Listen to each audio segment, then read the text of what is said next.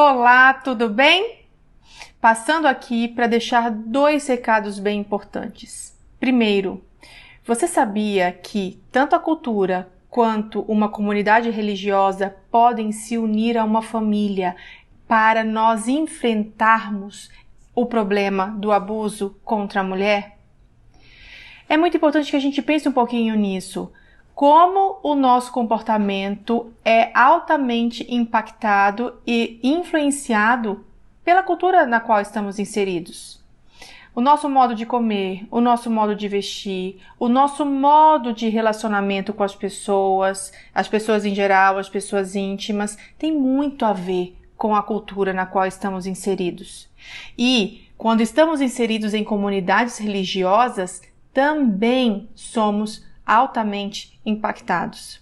A única coisa que a gente precisa prestar atenção é: será que a cultura e a comunidade religiosa na qual estamos inseridos, elas estão de acordo com os princípios bíblicos?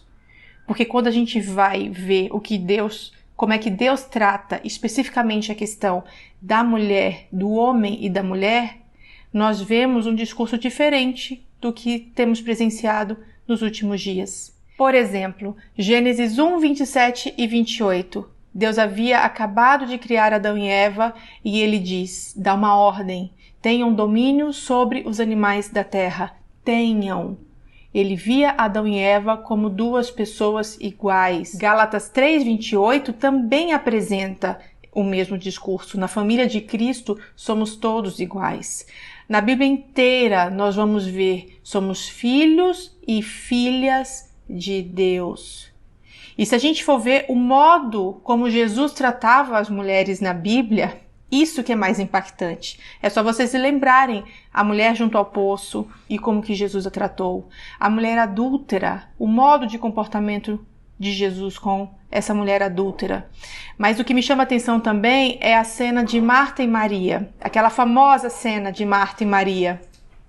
Os homens normalmente ficavam na sala e Maria estava na sala ouvindo Jesus. E Jesus sabia que Maria estava lá, mas ele não se importava, porque Deus não faz acepção de pessoas, Deus não faz distinção de sexo, ele criou homem e mulher, e nós somos filhos e filhas de Deus. Se a cultura está contrária ao que a Bíblia prega, se a comunidade religiosa está diferente do que a Bíblia prega, nós precisamos prestar bastante atenção. Na verdade, nós precisamos unir esses 3 movimentos para que nós possamos quebrar o silêncio e fazer a diferença na vida de muitas pessoas. Um segundo aspecto que eu preciso destacar é a prevenção a partir da educação.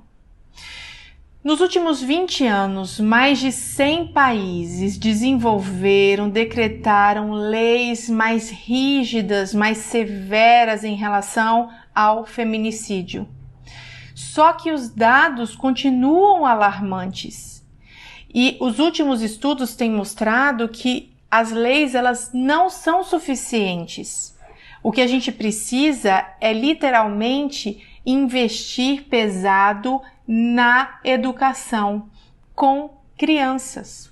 Quanto mais cedo a prevenção, maiores as chances de termos uma diminuição nessa escala tão cruel em relação às mulheres. E eu queria destacar 2 aspectos. Primeiro é o respeito. Desde a mais tenra idade, nós precisamos ensinar os meninos e as meninas a respeitarem uns aos outros. A Bíblia é clara: amarás o teu Deus sobre todas as coisas e ao próximo como a ti mesmo. Amar ao próximo significa respeitar. E aí eu preciso também prestar atenção. Para eu amar ao próximo, eu preciso também me amar, eu preciso me respeitar. E aí, pai e mãe, vocês precisam ensinar os filhos de vocês a administrarem as próprias emoções, a saberem como manusear essas emoções e também pedir ajuda quando eles perceberem que eles não dão conta. Porque crianças, elas têm uma tendência às emoções tomarem conta e elas necessitam de pais, tutores que ajudem elas a administrarem essas emoções. E quando elas não conseguem, elas pedem ajuda. Ensina a criança no caminho em que deve andar. É desde a mais tenra idade que a gente ensina o respeito. E o segundo e último aspecto em relação à questão da educação está voltado para autocuidado. A partir do momento em que eles começam a se relacionar com outras pessoas, a identificarem 3 padrões de comportamento. Relacionamentos em que há o poder, ou seja, é sempre do meu jeito, é sempre da minha forma. Relacionamentos em que ocorre a sedução, a pessoa pisa na bola e aí ela vem com um presente. A pessoa maltrata e ela traz um chocolate. Eu preciso estar ensinando os meus filhos a identificarem desde cedo esse tipo de relacionamento para que eles possam manter distância. Mas tem um terceiro perfil, que é o perfil que a gente chama de relacionamentos dominadores.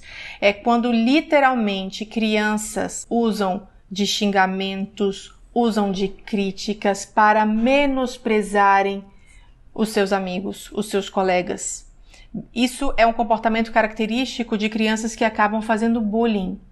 Mas ok, eu entendi que eu posso ajudar meu filho a identificar esses comportamentos fora de casa.